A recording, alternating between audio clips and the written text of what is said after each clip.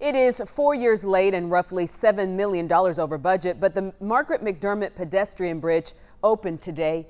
It is a beauty. It'll allow you to walk or bike across the Trinity River. Charlotte Huffman gives us a closer look at the signature arches partially designed by famed architect Santiago Calatrava.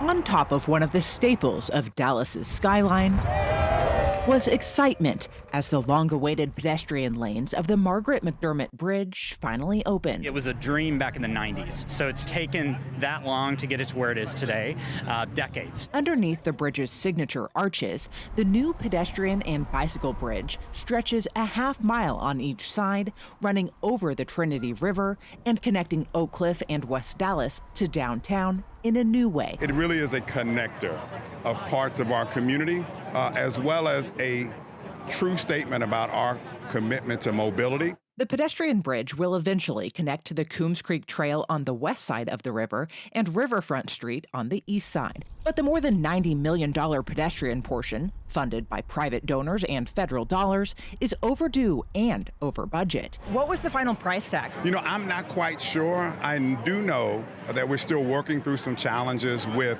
the individuals that engineered the bridge and still working to settle a lot of those costs. 2 years ago, the city coughed up an extra $7 million to repair the steel rod cables that hold up the pedestrian bridge. Whatever the final price tag is and the overages were due, we absolutely have to go after the design flaw. This is just like any case of litigation. We need to get that back for the taxpayers. Regardless, city and county leaders alike say it was worth the wait and every penny. We're becoming a more connected place and a place where the car is not the only way to get around. We can get out there, we can have fun. So let's do it, Dallas. Let's get out there and let's have a great summer. In Dallas, I'm Charlotte Huffman.